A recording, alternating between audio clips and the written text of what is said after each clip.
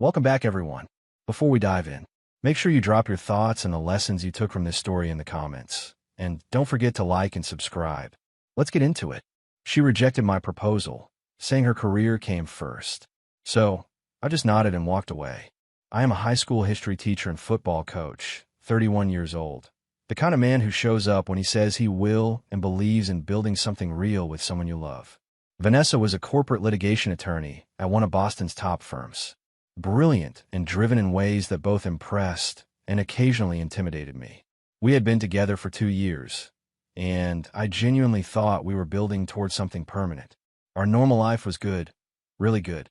The kind of comfortable partnership where we would spend Sunday mornings reading different sections of the newspaper, where she would help me grade papers while I made dinner, where we would debate legal cases and historical parallels like it was the most natural thing in the world. I loved watching her work through complex legal arguments, the way her mind moved through problems with surgical precision, and she seemed to appreciate my steadiness, the way I could ground her when the pressure at her firm got overwhelming. That Tuesday evening in October, I took her to our favorite steakhouse in downtown Boston, the same place where we had our third date, where she first told me about her dream of becoming a lawyer after watching her parents get taken advantage of by landlords who assumed they would not fight back. I had the ring in my jacket pocket, a simple solitaire I'd saved for months to buy, and I was nervous in the best possible way. The kind of nervous that comes from knowing you are about to ask the most important question of your life. When dessert arrived, I reached for the ring box. But the moment I started to speak, something in Vanessa's expression shifted, a look I had never seen before, like she was watching a car accident in slow motion. "Julian, what are you doing?" she asked, her voice barely above a whisper. She had gone completely still, her fork suspended halfway to her mouth. "I'm asking you to marry me," I said, opening the ring box. But instead of the joy I had expected, panic crossed her face.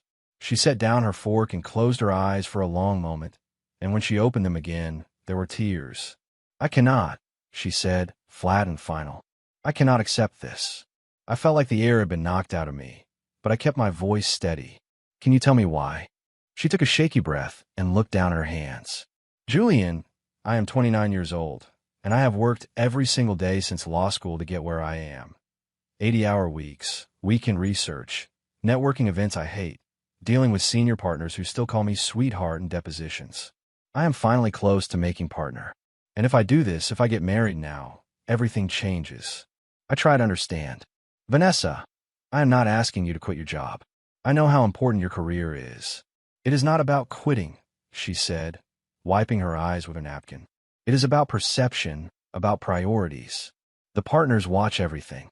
They want to know you are committed, that nothing will interfere with your dedication to the firm. Marriage means compromise, Julian. It means thinking about someone else's schedule, someone else's needs, someone else's timeline. I cannot afford that right now." I reached across the table, but she pulled her hands back. "We could have a long engagement," I offered. "You could keep your maiden name. We could wait on children until you make partner." She shook her head, more tears spilling over. "Those are bandage solutions to a fundamental problem. You are asking me to choose, and I am choosing my career. I have to." The restaurant buzzed around us. Other couples laughed and shared dessert while our entire future crumbled over untouched creme brulee. "So where does that leave us?" I asked, though I already knew. "I love you," she said, her voice breaking. "I love you so much it terrifies me. But I love my career trajectory more, and I cannot ask you to wait indefinitely for someone who may never be ready for what you want." I sat there for a moment, absorbing the honesty that was somehow both brutal and kind. She was not lying to spare my feelings or making empty promises about the future. She was telling me exactly where I stood in her priorities, and I had to respect that even as it destroyed me. "Thank you," I said finally, closing the ring box and putting it back in my pocket.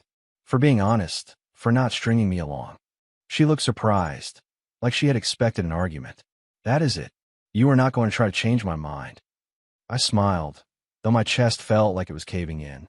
"Vanessa, if I have to convince you to marry me, then you are not the person I should be marrying." We sat in silence for a few minutes, both of us crying quietly, both of us knowing this was the end. Finally, I paid the check, walked her to her car, and kissed her forehead goodbye. I hope you make partner, I said, and I meant it. I hope you get everything you want. As I watched her drive away, I realized that sometimes loving someone means accepting that you are not what they need, even when they are exactly what you thought you needed. The next morning, Vanessa threw herself into her legal work with the kind of desperate intensity that only comes from trying to outrun your own emotions. Within a week, she had volunteered for the Halcyon Pharmaceuticals merger, a case that would require 80-hour weeks and constant travel between Boston and New York. I heard about it through mutual friends before I stopped asking for updates. How she was suddenly the first one in the office and the last one to leave. How she took on 3 additional high-profile corporate litigation cases that the senior partners have been hesitant to assign to someone so young.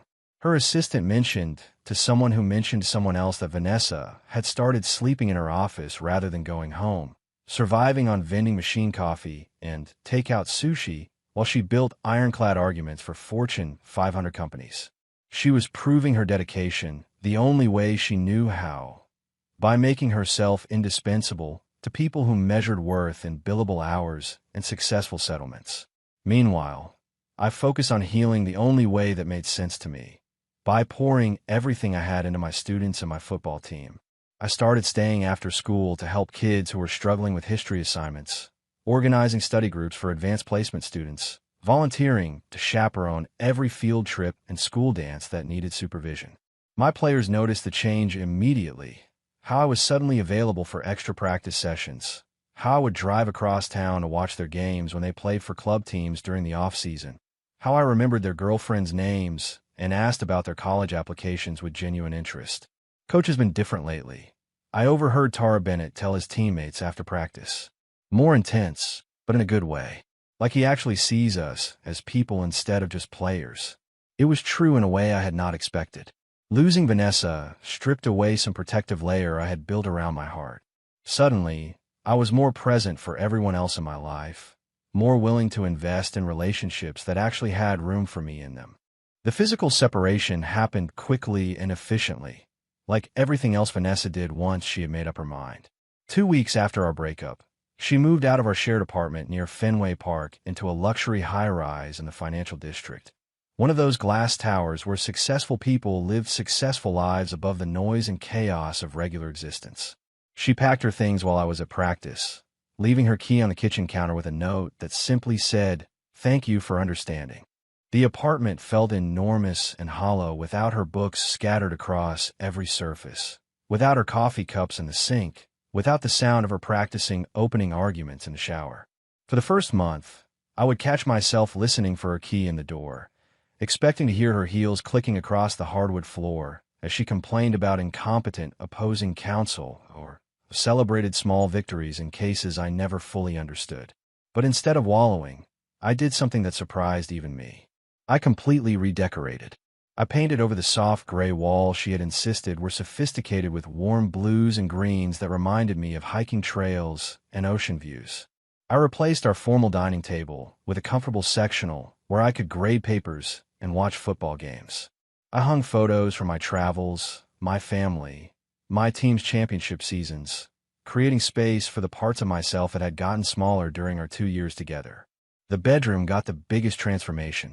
New furniture, new bedding, everything arranged to suit someone who was not trying to accommodate someone else's need for symmetrical nightstands and blackout curtains. Both of us avoided mutual friends for several months, making our split clean and final in a way that probably confused people who had expected drama. When Jason and Alicia invited me to their usual Sunday brunch, I politely declined, knowing Vanessa would be there. When our book club tried to schedule around both our calendars, I quietly removed myself from the group text. It was not about avoiding confrontation or holding grudges. It was about giving both of us space to become whoever we were going to be next without the weight of what we had been together. I heard through the grapevine that Vanessa was doing the same thing, declining dinner invitations and skipping birthday parties where she might have to explain our breakup or pretend everything was fine. We had built a social circle together, and now we were both stepping back, allowing our friends to choose sides or maintain separate relationships with each of us without the awkwardness of forcing everyone to navigate our new reality. By spring, I realized I felt lighter than I had in years. Not because Vanessa had been a burden, but because I had been trying so hard to be the right person for her that I had forgotten how to be myself. 2 years after rejecting my proposal, Vanessa achieved everything she thought she wanted. She made junior partner at 31, becoming the youngest woman in her firm's history to reach that level, a milestone that should have felt like vindication for every sacrifice she had made along the way. The senior partners called her in a conference room on a Thursday morning, and when they offered her the position, she felt a surge of pure satisfaction. The promotion came with everything she had dreamed of: a corner office with windows overlooking Boston Harbor, her name on a letterhead, a salary that finally matched the hours she had been putting in for years. She celebrated alone with expensive wine and takeout sushi, sitting in her luxury apartment, feeling like she had conquered the world. But her romantic life devolved into an endless series of disappointments she kept telling herself did not matter because she was focused on more important things. Her first serious relationship after me was with Reginald, a fellow attorney at a competing firm who specialized in securities law and looked like the perfect match on paper. They met at a bar association event, bonded over war stories about difficult clients, and started what she thought would be a partnership between equals. For 8 months, they dated like it was another business deal to manage between court appearances, scheduling dinners around depositions, having conversations that always circled back to billable hours and client development strategies. Reginald was intelligent and successful, drove a European car, wore expensive suits, everything that should have impressed her. But the relationship felt transactional. They compared case victories like keeping score, argued about legal strategy over dinner, turned romantic evenings into networking opportunities when they inevitably ran into colleagues at every restaurant worth going to. "We should probably make this official," he said one night after 6 months, referring to their relationship as if discussing a merger agreement. "It makes sense for both our careers to be seen as a power couple." The way he said it, like love was a strategic decision, made something in her chest feel hollow. When Reginald got an offer in New York and suggested she look for positions there too, she realized she felt nothing but relief when it ended, like she had been holding her breath for months without realizing it. Her next relationship was with Kelvin, a cardiac surgeon who worked the kind of hours that made her schedule look reasonable. She thought someone who understood professional dedication would be different. Kelvin was brilliant, saved lives for a living, had hands that could perform miracles, and seemed to appreciate that she had her own demanding career requiring the same level of commitment. But 6 months in, she calculated that they had actually had 3 real dates. Everything else was grabbing coffee between his surgeries and her client meetings, texting during brief breaks, falling into bed exhausted without really talking about anything that mattered. "I'm sorry I had to cancel dinner again," he would text from the hospital. Emergency surgery ran late. Rain check. Rain checks became the relationship. The breaking point came when Kelvin's mother was visiting from Chicago, and he asked Vanessa to meet her over lunch. He was called into surgery halfway through the appetizer, leaving Vanessa to make awkward conversation with a woman who kept asking when they were planning to get married, while she realized she barely knew him well enough to answer basic questions about his childhood. During this period, Vanessa started noticing something about her married colleagues she had never paid attention to before. The partners with families seemed more grounded, more efficient, as if they drew energy from stable home lives instead of being drained by them. Margaret Hughes would leave promptly at 6 every Tuesday for her daughter's piano recital, yet she was the most focused person in every meeting. James Walker talked about his husband constantly, how they had remodeled their kitchen, their weekend hiking trips, their adopted rescue dogs, and somehow his personal happiness translated into professional confidence that made him impossible to rattle during cross-examinations.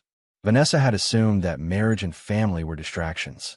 Watching colleagues balance both made her wonder if she had the equation backward. Maybe having someone who genuinely supported your dreams, who was there to celebrate your victories and comfort you after your defeats, actually made you stronger. Maybe the problem was not that she was too ambitious for love, but that she kept choosing the wrong kind of love, relationships with people who saw her career as competition rather than collaboration. 6 months after Vanessa moved out, I met Naomi during a joint literacy program between our schools, one of those collaborative initiatives where high school students mentor elementary school children with reading challenges. Naomi was the librarian at Oakwood Elementary, And from the moment she walked into our planning meeting, I could tell she was different from anyone I had dated before. She had a natural warmth that put everyone at ease. The kind of person who remembered details about people's lives and asked follow-up questions because she genuinely cared about the answers. Where Vanessa was sharp edges and calculated ambition, Naomi was all gentle steadiness and authentic interest in building something meaningful with the children we served. During our first meeting, while I was explaining how to pair struggling readers with responsible upperclassmen, Naomi took notes and asked practical questions about logistics, but also about how to measure emotional growth alongside academic progress, how to help shy children feel comfortable, how to celebrate small victories that might not show up on standardized tests. Literacy is not just about reading words, she said. It is about showing children that stories can be mirrors and windows. The way she talked about education, with passion and purpose but without ego, made me remember why I had become a teacher. Naomi grew up in a house full of books, the daughter of 2 public school teachers who instilled in her a deep appreciation for stable family life and community service. She had always dreamed of creating that same nurturing environment for her own children someday. Our relationship developed naturally over 18 months, starting with coffee after planning meetings, then dinners to discuss program progress, then weekend hiking trips where we talked about everything except work. Naomi integrated into my world effortlessly, showing up to my football games because she enjoyed watching the children succeed, joining my family for Sunday dinners where she helped my mother in the kitchen and listened to my father's stories about his auto shop with genuine interest. She had a gift for making people feel seen and valued, remembering that Tara Bennett was stressed about college applications, asking my mother about her garden every time she visited, actually listening to the answers and following up later. "Your girlfriend is a keeper," my mother said after Naomi's 3rd family dinner, watching through the kitchen window as Naomi played catch with my nephew. "She is not trying to change anything about our family, just finding her place in it naturally." What struck me most was how Naomi approached our relationship as a true partnership, supporting my coaching responsibilities without making me feel guilty about the time commitment, encouraging my professional growth without competing or keeping score, treating my dreams as important as her own. When I got stressed about a difficult student or a tough loss, Naomi listened without trying to fix everything, offering perspective when I asked, but mostly just being present. "You know what I love about you?" she said one night after I spent an hour venting about budget cuts, threatening our after-school tutoring program. "You actually care about these children as people, not just test scores. That matters." The contrast with Vanessa could not have been more obvious, not just in personality, but in priorities. Naomi treated our relationship as something worth investing in, not something that might interfere with more important pursuits. When I decided to propose, I chose the lighthouse on Cape Cod where my parents had gotten engaged 35 years earlier, the same spot where my father had nervously fumbled through a speech about wanting to build a life with someone who made him a better man. Naomi and I had hiked there several times, and she loved the view of the Atlantic, how the lighthouse had guided ships safely home for over a century, how it represented stability and hope. "Naomi," I said, getting down on one knee as the sun set behind us, "I want to build a life with you. A life where we support each other's dreams and create something beautiful together. Where we raise children who know they are loved and contribute to a community that is better because we are part of it." She said yes immediately, tears streaming down her face. Not because she was surprised, but because it felt right. We planned our wedding in 6 months, keeping it intimate and joyful, surrounded by our students, fellow teachers, and both our families in the same community center, where I had coached dozens of children through basketball camps and academic struggles. My players served as groomsmen. Naomi's library volunteers helped with decorations, and our wedding felt like a celebration of everything we had built together rather than a performance for people we barely knew. During our first dance, Naomi whispered, "I cannot wait to see what we build together." For the first time in my adult life, I was with someone who saw our relationship as a foundation, not a distraction. By 32, Vanessa had achieved everything she mapped out during late nights in law school.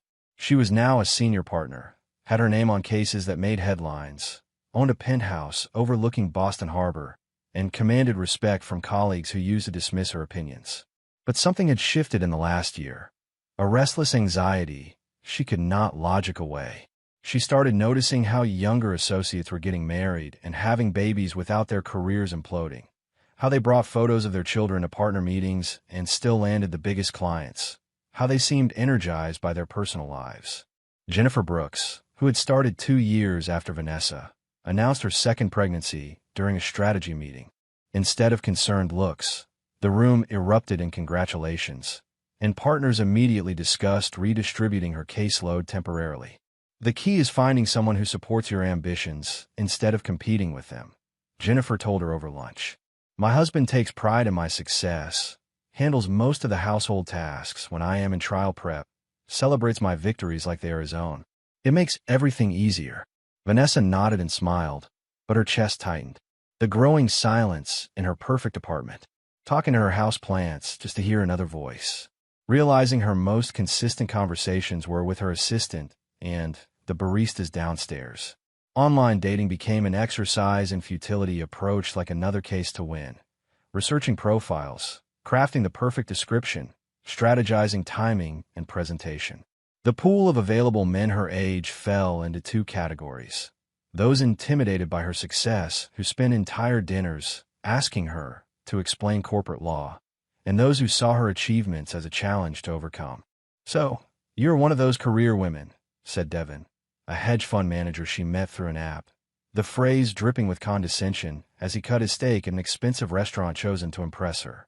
That is cool, but eventually you want to slow down, right? Focus on more important things. When she asked what could be more important than the work she had spent a decade perfecting, he laughed and mentioned biological clocks and priorities realigning themselves. Like her ambition was a phase she would outgrow. She made it through dessert before excusing herself, realizing dating had become another performance where she had to either minimize her achievements or defend them. The breaking point came on a Tuesday morning when her assistant, Sharon, sorted mail and newspaper clippings that mentioned recent cases.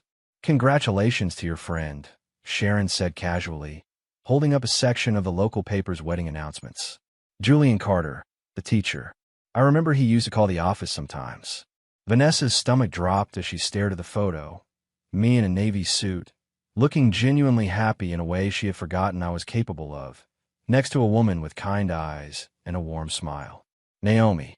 We were both glowing with the kind of contentment that comes from building something real rather than achieving something impressive alone. The caption mentioned that we met through our work in education, that she was a librarian, that we had honeymoon hiking in Colorado because we love the outdoors. Vanessa locked herself in her office bathroom and cried for 20 minutes. Not because she still loved me, but because seeing my happiness made her realize how empty her success felt, how she had climbed a ladder to a beautiful view of nothing that mattered.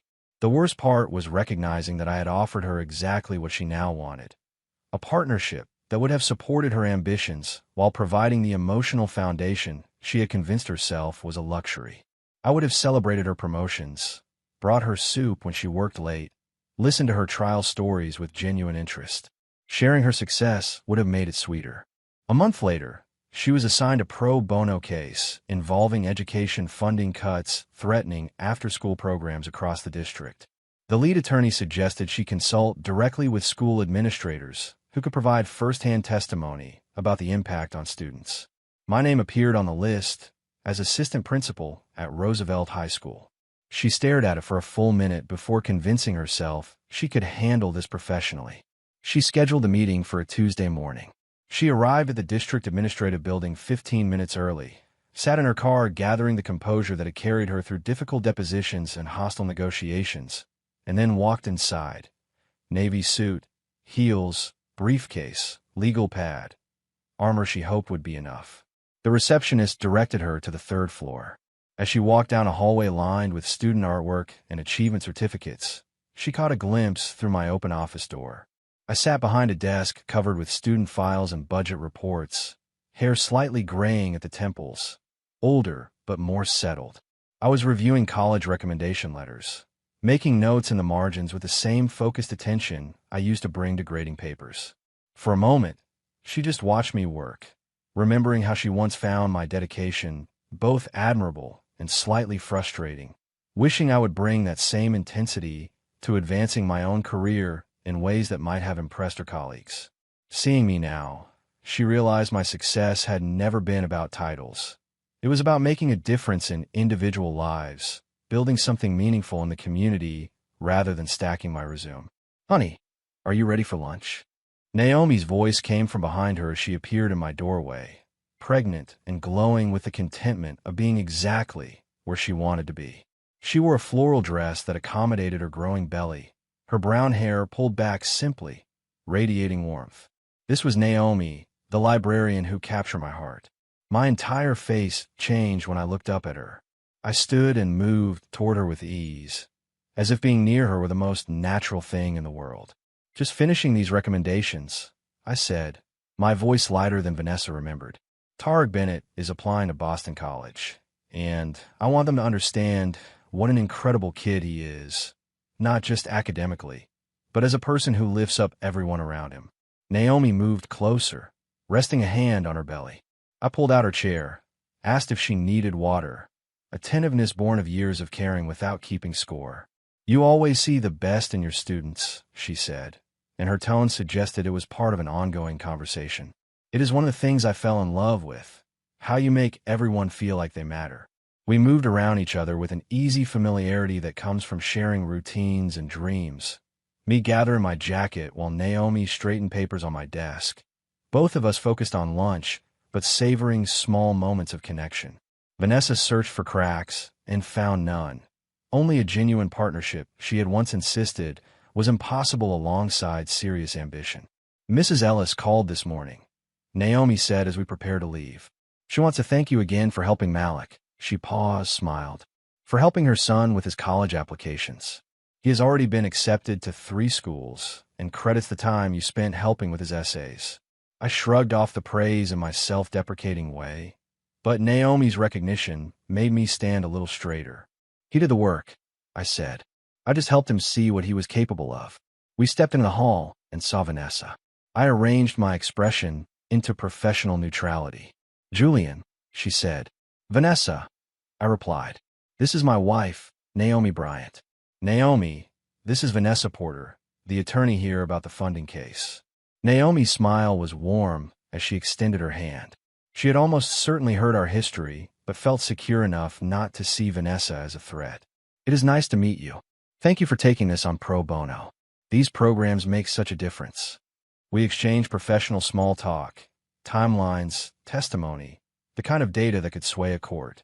I shifted easily between administrator and husband, discussing budget implications one moment and asking Naomi if she felt okay the next. It felt natural to include her in professional considerations. We should let you get to your meeting, Naomi said, checking the time. Thank you again for advocating for our children. As we walked away together, her hand found my arm, and she said something that made me laugh, the kind of laugh born of years of inside jokes and comfortable companionship. Vanessa watched the life she could have had, the partnership she had been too afraid to embrace, thriving without her. Our professional meeting lasted 47 minutes.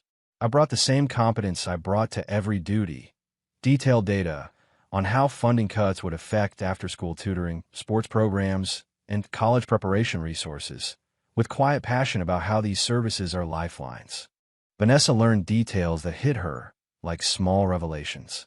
I had been promoted to assistant principal 2 years earlier, was working on a doctoral degree in educational leadership, and had started a mentorship program pairing high school students with local professionals. Naomi has been incredible through all this, I mentioned when she asked about balancing graduate work. She handles so much at home when I am in classes or writing. She never makes me feel guilty. She helps me practice presentations when I am stressed about defending my research. How is she handling the pregnancy, with everything else going on? Vanessa asked, the question pressing on a bruise.